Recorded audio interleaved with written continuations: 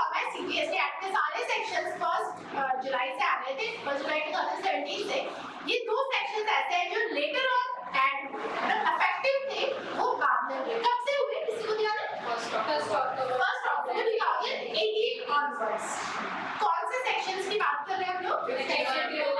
TDS का section is 51, TCS का section is 52। सबसे पहले हम लोग सेक्शन 51 करेंगे टीडीएस। सबसे पहला ओवरराइडिंग इफेक्ट है इसका पूरे सीजीएसटी एक्ट में। टीडीएस की जो रेट सेक्शन 51 में प्रिस्क्राइब्ड है, वो रेट कितनी है? Ceiling rate 1%। ठीक है, 1% किसका? जो पेमेंट करेगा उसका। रिसिपिएंट है, उसको पेमेंट करना है सप्लायर को, तो जब वो पेमेंट करेगा तो उस पे वो क्या करेगा? 1% टीडीएस है वो काटेगा, राइट? 1% कौन सा है? सीजीएसटी है या एसजीएसटी है? दोनों मिला के सीजीएसटी। तो टीडीएस की effective rate 1% CGST, 1% SGST. Effective rate will B 2%। ठीक है ना? टीडीएस किस को काटना है या एप्लीकेबल किस पे होता है? सबसे पहला डिपार्टमेंट और एस्टैब्लिशमेंट ऑफ सीजीआईएसजी। सीजीआईएसजी का कोई भी डिपार्टमेंट है, वो डिपार्टमेंट टीडीएस काटेगा। Second, local authority, governmental agencies. Third, any authority or board or any body set up by an act of parliament or state legislature or established by any government with 51% or more participation by way of equity or control to carry out any function। ये clause क्या कहता है? क्या setup होना चाहिए? कोई भी board, committee,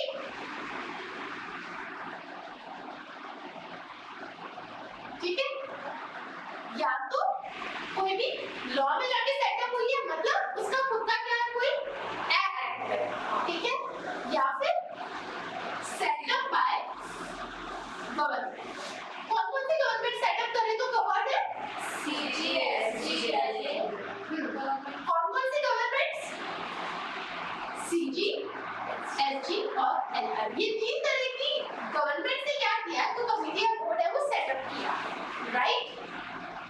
पहली कंडीशन है ये दो, या तो कोई लॉ में जाके सेटअप हुई है या फिर कोई गवर्नमेंट ने सेटअप किया। अलग से एक्ट नहीं है बट गवर्नमेंट ने उसको सेटअप किया है, ठीक है ना, बाय एक्सरसाइजिंग पावर्स। ठीक है, इसके साथ कंडीशन कि इसमें एटलीस्ट 51% की जो होल्डिंग है या कंट्रोल है या जो शेयर्स है या वोटिंग राइट्स है वो किसके होने चाहिए? गवर्नमेंट के होने चाहिए।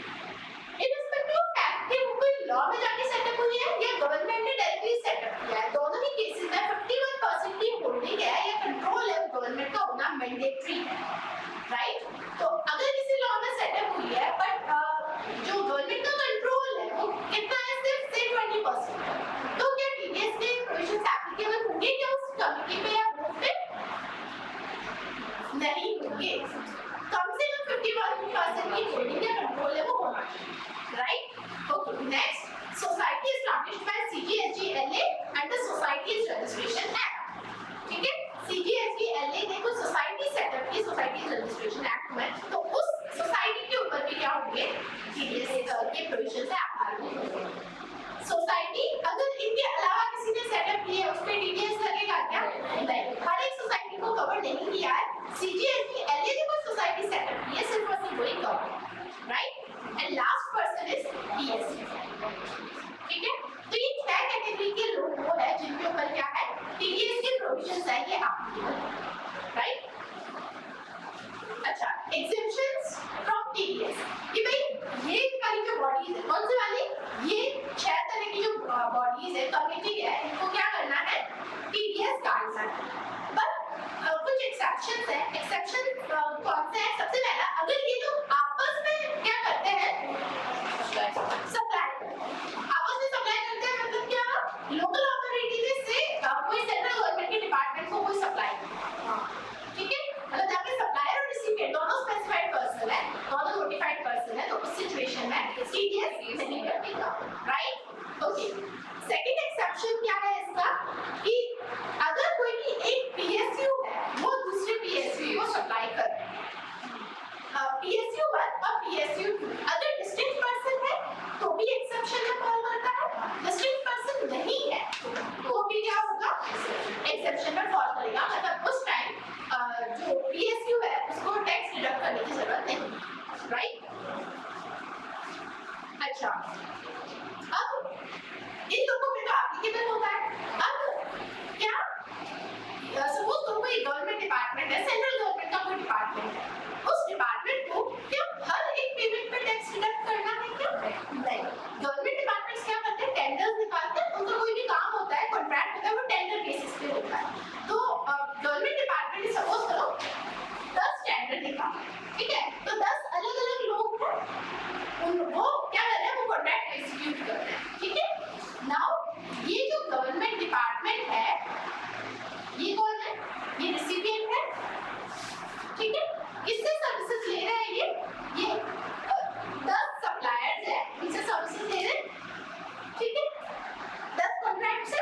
अब क्या ये जो 10 कॉन्ट्रैक्ट है, क्या इसको तो नोटिफाई किया है, क्या ये सबके ऊपर टीडीएस काटेगा?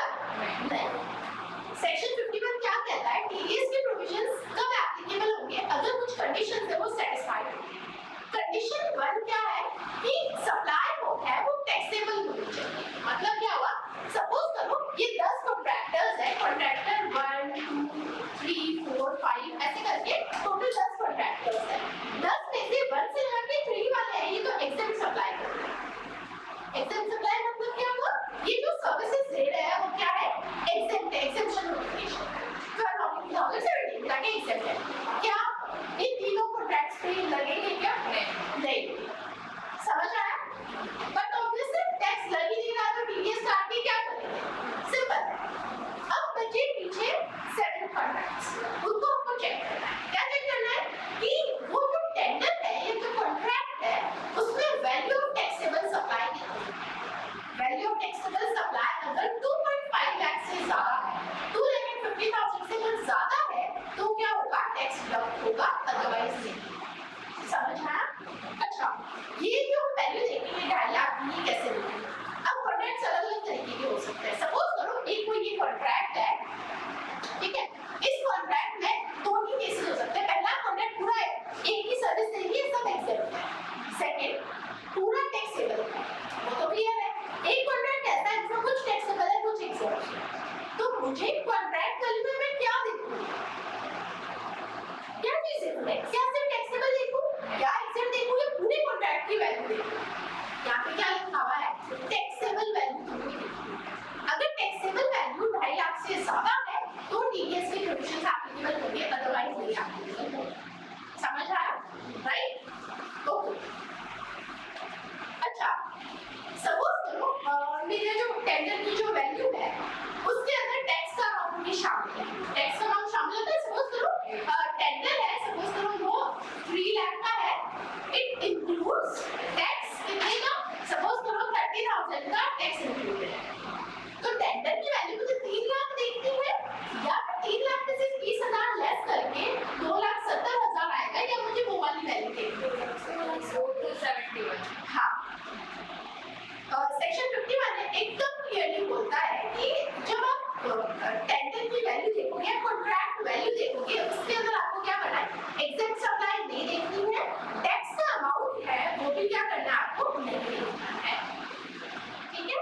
अच्छा, टेंडर है उसमें आईजीएसटी अगर है तो, या फिर मुझे वैल्यूएशन करना है, मुझे टीडीएस काटना है, वो आईजीएसटी का अगर मुझे काटना है तो मैं वैल्यू ऑफ सप्लाई डिटरमाइन करते रहे, बट ऑब्वियसली सिर्फ आईजीएसटी और कंपनसेशन सेस को वैल्यूएशन में देखा था हमने। वैल्यूएशन अगर अपन सीजीएसटी एसजीएसटी के लिए करते हैं तो वो तो उसमें सीएस और कंपनसेशन नहीं, सीएस मतलब सारे के सारे एक्सक्लूड होते हैं, बट अगर आईजीएसटी के लिए वैल्यूएशन करते हैं सिर्फ आईजीएसटी और कंपनसेशन सेस है वो एक्सक्लूड होता है।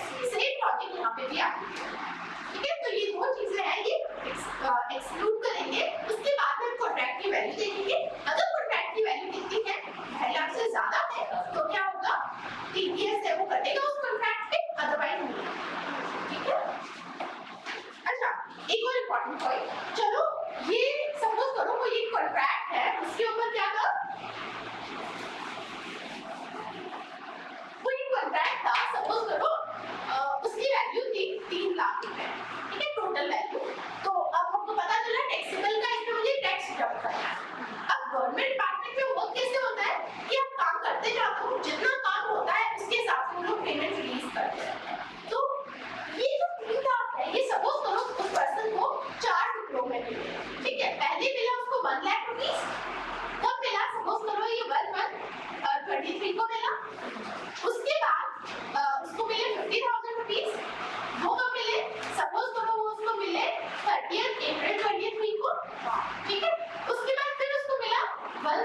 5 लाख रुपीस, ठीक है, वो उसको कब मिला, सपोज करो 30 सितंबर 23 को मिला, राइट, ऐसे करके इसको अब जैसे ही पहले आपको कॉन्ट्रैक्ट देखना है कि इस पे टीडीएस लगता है कि नहीं लगता है, पर्सन तो पहले देखेंगे, पर्सन के बाद हमको देखना है कौन कौन से कॉन्ट्रैक्ट पे लगता है, तो जैसे ही ये कॉन्ट्रैक्ट टीडीएस के परिधि में आ गया, अब इस कॉन्ट्रैक्ट के अगेंस्ट में जब जब पेमेंट रिलीज होगा, इररिस्पेक्टिव ऑफ फैक्ट कि आज रिलीज हो रहा है पेमेंट या 2 महीने बाद में हो रहा है, 10 महीने बाद में हो रहा है, अगर एक बार वो कॉन्ट्रैक्ट है टीडीएस के प्रोविजन में आ गया, तो जब जब भी उस कॉन्ट्रैक्ट के अगेंस्ट में पेमेंट होगा, हर बार क्या होगा, टीडीएस है वो करेगा। तो इस डेट को जब वो गवर्नमेंट डिपार्टमेंट के सप्लायर को पेमेंट करेगा, तो वो क्या करेगा, टीडीएस है वो काटेगा। समझ रहा? ओके, अब टीडीएस है उसका जो प्रोविजन है सेक्शन 51(1) में है, उसमें एक प्रोविजो है, एक एक्सेप्शन है, वो क्या कहता है कि भाई सब कंडीशन सेटिस्फाई होगी, आपका पर्सन भी नोटिफाइड है, उसकी कॉन्ट्रैक्ट की वैल्यू है वो भी क्या है, ज्यादा है, 2,50,000 से ज्यादा है, स्टिल आपको टैक्स रिटर्न नहीं करना है। वो कौन सा केस है, जब लोकेशन ऑफ सप्लायर और प्लेस ऑफ सप्लाई किसी और स्टेट में है और रिसिपिएंट है वो किसी और स्टेट में है। जब हम लोगों ने ये चैप्टर किया था डिटेल में, तब मैंने ऑलरेडी बताया इसका लॉजिक। अगर लोकेशन ऑफ सप्लायर और प्लेस ऑफ सप्लाई सपोज करो ये किसी पर्सन का राजस्थान में है और रिसिपिएंट यानी कि लोकेशन ऑफ रिसिपिएंट गुजरात में है, ठीक है, अब सप्लायर यहाँ का है, राजस्थान का है, तो वो बिल बनाएगा, बिल में क्या चार्ज करेगा, सपोज करो ये जो है इससे 2-3 अलग-अलग हो सकते हैं, हम लोग देखेंगे कि प्लेस ऑफ सप्लाई कहाँ पे है, वो डिपेंड करेगा कि इसकी सर्विस है वो कौन से क्लॉज में फॉलो करती है, सेक्शन 13 में फॉलो कर रही है, उसमें भी कौन सी सबसेक्शन में फॉलो करेगी, जाके हम डिसाइड करेंगे कि इस पे आईजीएसटी लगेगा कि सी और एस लगेगा, राइट। अब इसमें प्रॉब्लम कहाँ पे आएगी, प्रॉब्लम तब आएगी कि जब ये दोनों सेम है, उस सिचुएशन में क्या लगेगा, एलओएस और यूएस जब एक स्टेट में होते हैं तो क्या लगता है, इंट्रा स्टेट सप्लाई होता है और लगता क्या उसमें सी और एस लगता है। अब ये जो सप्लायर है जो यहाँ पे बैठा है राजस्थान में, ये क्या करेगा, सी और एस लगाएगा, एस कहाँ का, राजस्थान का, ठीक है, बिल पे लगा के भेजो, सपोज करो 1 लाख का बिल था, 900 और 900 उसने लगाया, ये 1,000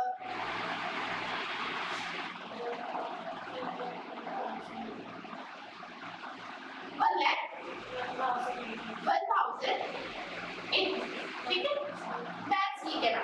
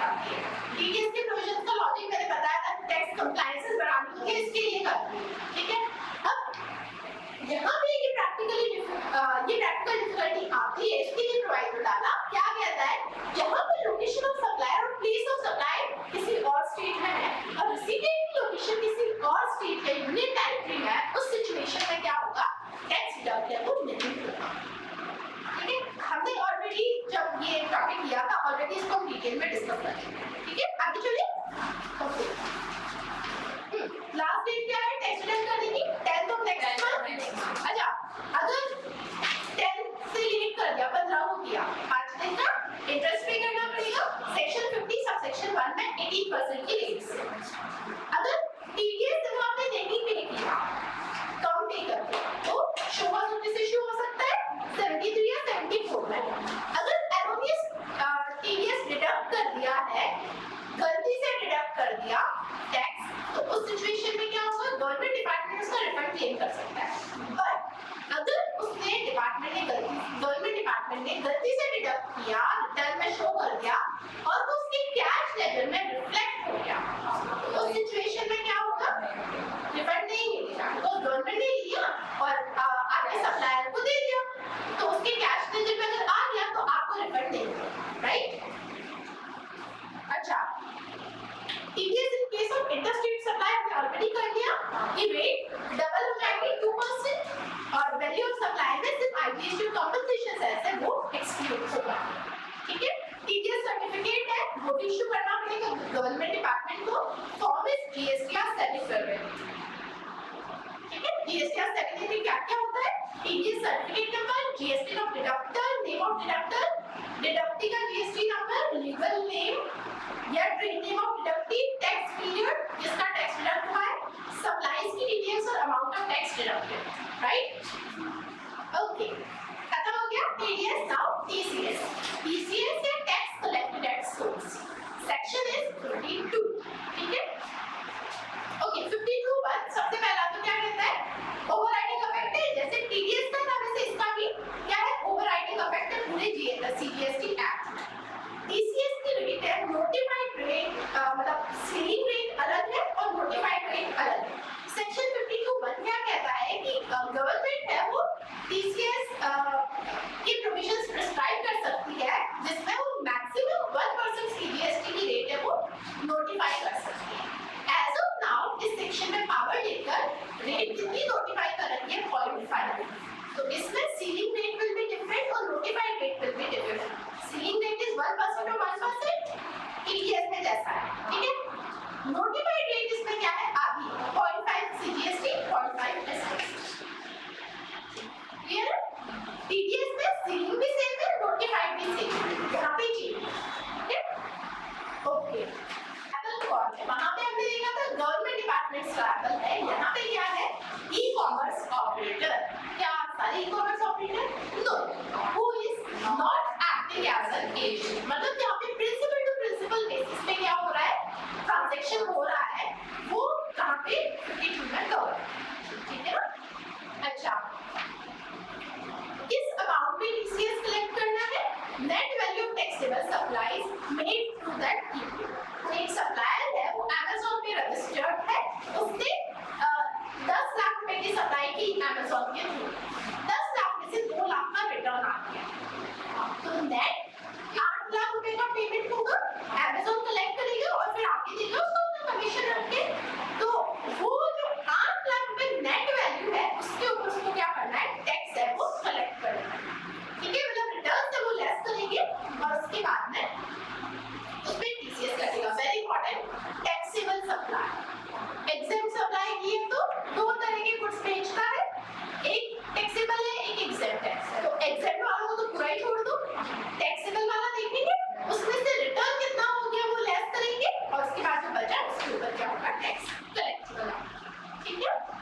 नेट वैल्यू ऑलरेडी मैंने बता दिया है किसको कहते हैं, ठीक है ना, by all registered person through the operator, मतलब सबका मिला के देखो जितना टोटल उसके वहां से सेल हुआ है माइनस जितना रिटर्न आया है, जितना भी बनता है उसके ऊपर क्या करवा, टैक्स कलेक्ट कर लेंगे, ठीक है। ओके, उसके बाद इको है, टैक्स कलेक्ट करेगा, अब उसको भी कुछ रिटर्न फाइल करना पड़ेगा, वो रिटर्न है मंथली बेसिस पे जाएगा, ठीक है। बेसिकली मंथली स्टेटमेंट बोला है उसको, कौन से फॉर्म में जाएगा, GSTR 8 में जाएगा, ठीक है। GSTR 8 की ड्यू डेट क्या है, 10th of next month. Commissioner चाहे तो इस ड्यू डेट को क्या कर सकता है, एक्सटेंड कर सकता है। अगर SGST के कमिश्नर ने एक्सटेंड कर दिया है तो ये मान लिया जाएगा कि CGST के कमिश्नर ने भी एक्सटेंड कर दिया है। उस GSTR 8 में कौन-कौन सा डिटेल्स जाएगी, जितनी भी उसने सप्लाई की, जितना रिटर्न आया और जितना TCS उसने कलेक्ट किया है वो सारा, ठीक है। मंथली स्टेटमेंट की डेडलाइन है 3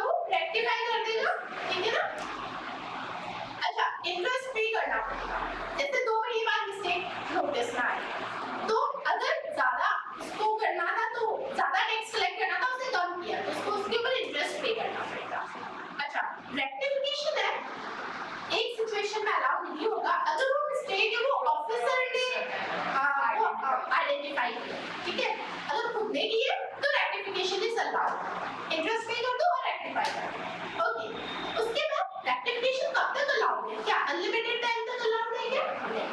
आईटीसी के केस में जो डेडलाइन है सेम उसी तरह की डेडलाइन यहाँ पे भी है 30 नवंबर following the end of financial year. First date है, second date is actual date of furnishing relevant annual statements. Annual return normal taxpayer के केस में होता है और इको है इसको क्या करना पड़ता है? एक एनुअल स्टेटमेंट फाइल करना पड़ता है। उसको एनुअल रिटर्न नहीं बोलते, एनुअल स्टेटमेंट को। ठीक है, तो दोनों में से जो भी डेट पहले है वो डेट लास्ट डेट होगी, वहां तक वो मिस्टेक है रेक्टिफाई कर सकता है, उसके बाद में नहीं कर सकता। ठीक है, अब एनुअल स्टेटमेंट कौन सा वाला बोला, जो एनुअल रिटर्न नॉर्मल एसेसीज के केस में होता है वैसे ही एनुअल स्टेटमेंट है। ड्यू डेट क्या होगी? 31 दिसंबर। कमिश्नर है उसको क्या कर सकता है? एक्सटेंड कर सकता है और जो कौन-कौन सी डिटेल्स है वो मेंशन करेगा। सॉरी, मंथली स्टेटमेंट नहीं है यहाँ पे, ये एनुअल स्टेटमेंट है। Supplies returns and TCS amount collected during the financial year. Monthly में उस महीने की जाएगी, एनुअल में पूरे फाइनेंशियल ईयर की जाएगी। ठीक है, उसके बाद टीसीएस इको कलेक्ट करेगा, अपने रिटर्न में फाइल करेगा, रिटर्न में शो करेगा। उसके बाद वो अमाउंट क्या होगा? सप्लायर के कैश लेजर में रिफ्लेक्ट होगा और उसका वो एडीसी ले सकता है। अगर टैक्स कलेक्ट कर लिया इको ने, उसने अपने रिटर्न में भी शो किया, due to some technical error वो उसके ट्रूल में रिफ्लेक्ट नहीं हो रहा है, तो उस सिचुएशन में क्या वो कैश लेजर में क्रेडिट क्लेम कर सकता है क्या? नहीं, कि अपने आप से एंट्री कर दो अपने कैश लेजर में आ जाएगा, नहीं अलाउ है। दोनों कंडीशन साइमल्टेनियसली सेटिस्फाई होनी चाहिए कि भाई कलेक्ट भी किया हुआ होना चाहिए और उसके बाद में क्या होना चाहिए इसके अंदर उसके रिटर्न में, और उस बाद में वो रिफ्लेक्ट भी होना चाहिए। ठीक है ना? उसके बाद लास्ट टॉपिक है power to collect information from people. कोई भी ऑफिसर कम से कम डेप्यूटी कमिश्नर की रैंक का उसको पावर दी है कि तुम क्या कर सकते हो, जो ये ई-कॉमर्स ऑपरेटर्स होते हैं, Amazon, Flipkart है, वहां से तुम क्या कर सकते हो? इंफॉर्मेशन ले सकते हो। कैसे इंफॉर्मेशन? कि भाई तुम्हारे गोडाउन में जो वेयर हाउसेस होते हैं, मैंने बताया था ना अपनी रेगुलर क्लास में कि जो Amazon के वेयर हाउसेस होते हैं उसमें क्या होता है कि सप्लायर अपने गुड्स वहां पे रख सकते हैं। उस सिचुएशन में सप्लायर को additional place of business declare करना पड़ता है उस Amazon के गोडाउन को या वेयर हाउस को। तो ऑफिसर को पावर है कि वो क्या कर सकता है? Amazon को नोटिस भेज सकता है, उससे पूछ सकता है कि तुम्हारे सो गोडाउन में कौन-कौन से सप्लायर का कितना स्टॉक रखा हुआ है, राइट?